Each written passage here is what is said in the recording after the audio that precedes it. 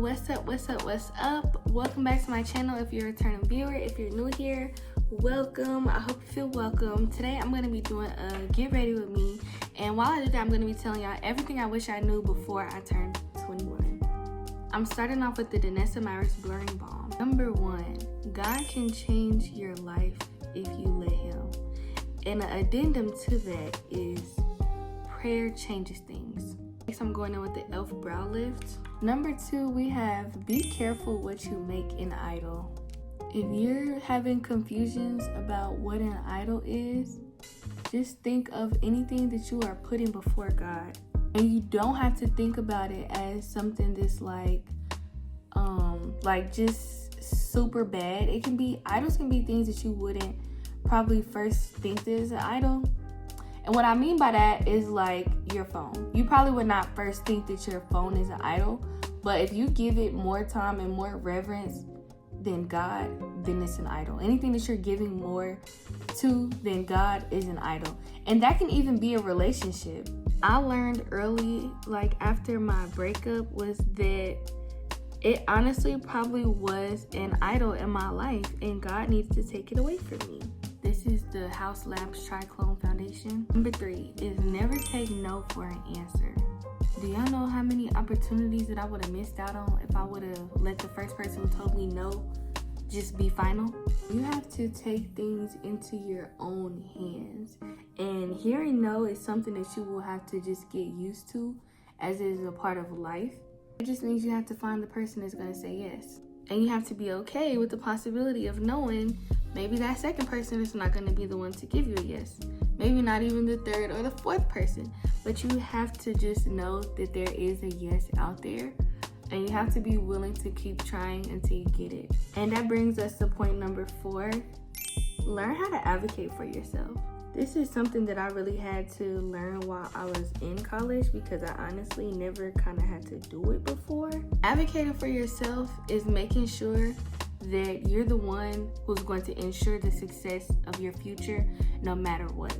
I feel like college is a great place to practice this, because you don't have like your parents to hide behind. You know, like usually maybe if you were in school and you had an issue with the teacher or something, the mom or your parents were like, oh, I'm gonna handle it. Or you just always have a community of people that will handle things for you. So when you get to college, you kind of don't really have that anymore. That's why I feel like it's the perfect place to practice advocating for yourself. And with that, you have to be able to identify what you need. Once you figure out what your needs are and advocate for yourself, you have to go find the people who are going to tell you yes, find the right people who are going to lead you in the right direction, so that you're not just talking to empty space or to a blank wall. And then you have to speak to your needs. This is what I'm lacking. This is what I need. How are we going to get me where I need to be and get me what I need? And you just have to build your repetitions with that. I recommend doing it with your professors, admin, just anybody who has a position to help you get what you need. Start advocating for yourself. This is the Fenty Contour Matchstick. Number 5 is hang out with people that have something to lose. This is something that I learned literally my first week of college. I feel like I kind of got into with the wrong crowd, I would say a little bit, my very first week of college at Line Camp. And I just quickly realized that the people that was around me that I was hanging with, they didn't have nothing to lose. And I couldn't relate. I'm like, I'm here on a full ride scholarship from the government, so I know they watching me. And I was just like, so due to that, I just can't afford to be around these people who don't have nothing to lose. Because people that don't have nothing to lose, they don't care about their own life. So you should know for sure that they're not going to care about yours, but they don't even care about their own life. Number 6 is exercise while your body is able. Do not take for granted the fact that you have an able body to exercise, because there's somebody in the hospital bed wishing they could just get up on their own. That brings us straight into number 7, operate in gratitude always. Something that helps me when I don't want to work out is just being grateful that I can move my body. And I feel like, you don't really think about the stuff that you can't do until you can't do it. You don't ever think about how you just breathe naturally when you're not sick. Well, as soon as you get sick, you be like, dang, I took for granted all those times that I could just breathe through my nose with no issues. So operate in that mindset with everything that you do, and it will help you get through what you got to get through. Number 8, understand that every friend might not be for every activity. I think that overall, the faster that you come to that, the less you will be disappointed when you feel like your friends are just not doing what you want them to do. And I know that sounds crazy, but I just mean, like, if you have your friend that you know really all your relationship is based off y'all turning up, don't disappoint yourself when you're trying to go invite her to church or you're trying to go invite her to a museum. You know what I'm saying? This is the Juvia's Place concealer.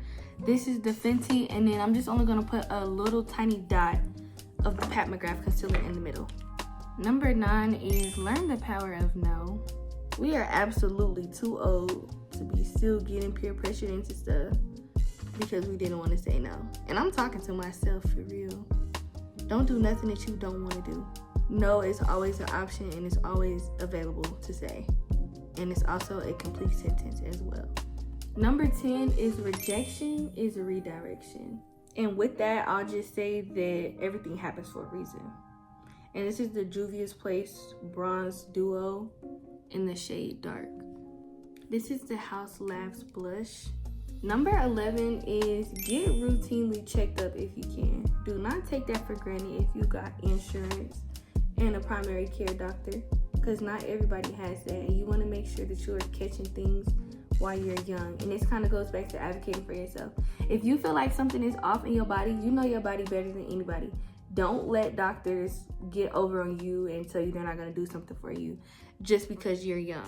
Advocate for yourself and get routine checkups done if you can, while you can. Number 12, this should come as no surprise, but you have to put yourself first. You have to. If you don't do it, who will? This is the Fenty Hella Thick Mascara. And number 13 is if an opportunity presents itself, take it. Social media is not real. Social media gives us the false idea that we just have options and options and options and they're just limitless and endless. That is not true in real life. So when an opportunity presents itself, take it. Don't operate in the mindset of more opportunities will come, because they don't have to. Number 13 is get involved with your community and network. I know y'all have heard a million times, it's not about what you know, it's about who you know. And if you haven't experienced that for yourself and you think it's just a saying, it's not. First of all, you should want to do stuff for your community because you want to. But even if you don't want to, you want to just be self-motivated, do it because you don't know who you might meet. You never know who you're talking to, if they have a position to put you in power or just, get you anything. It's just good to have connections. It pays to have those connections. And a lot of people who are well connected, they're involved in their community. So that's the only place you're going to see them. If you can't just do it based off the kindness of your heart. I'm going to be using the Charlotte Tilbury and then the One Size before I start doing my hair. Y'all, that is the hardest part about doing makeup. Now this one is even worse in my opinion because it feels like hairspray. Number 15 is allow yourself to make mistakes. Number 16 is don't give out money, but if you do, think of it as a gift and not as a loan. If you can't give somebody some money and not need that back, and it's gonna hurt you if you don't get that back, don't do it. Okay, that didn't do anything. I really don't know what I'm doing. Number 17 is don't let him drive your car. Don't let him drive your car. He cannot drop you off at work and drive your car. And don't let nobody drive your car. If y'all ain't seen Beauty in Black, you need to be Charles. Be Charles about your car. Don't play. Okay, this is doing nothing. I have to move on. Number 18 is don't put your life on hold for anyone. And this kind of goes back to taking opportunities when they present themselves. If you get an opportunity to do something amazing once in a lifetime, to follow your dream, don't start to reconsider based off of anybody. Like, don't put no opportunity on hold for no man, for no friend, for your family, for nobody. You cannot put your life on hold for nobody because all you will end up with is regret. And that regret is going to turn into resentment for the people that you put your life on hold for. Number 19 is don't be a stepmama to his kids. First of all, we shouldn't even be talking to baby daddies in the first place. And hear me out. It's never not going to be baby mama drama. If that child under 5, the relationship's still alive, for one. And we are so young, like, you do not have to subject yourself to those things. Like, he made that decision. Him and his baby mama made that decision to have a kid, bringing a child into this world. You didn't. You don't have no kids. So why do you feel like you need to be somebody's stepmama? Do you really feel like that's what God had for you? For you to be 19, 18, 17, 20, and being somebody's stepmama?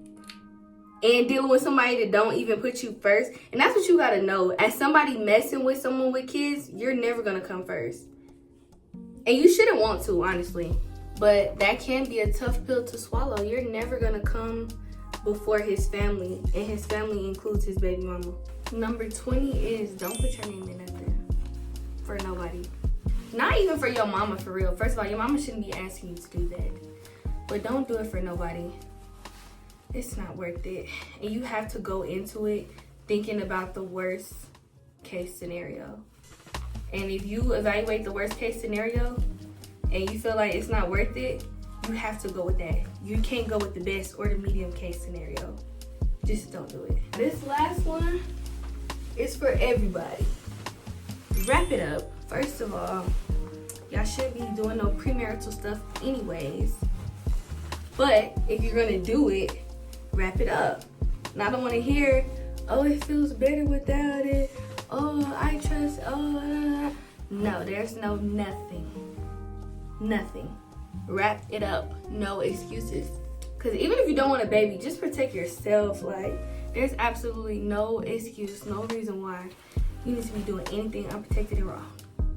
I'm probably going to change this necklace later. But if you stayed to the end of this video, thank you. I appreciate you. I'm really running late, so I got to go. But keep these things in mind. Meditate on them. Tell a friend. Like, comment, subscribe, all that. And I'm going to see you on the next video.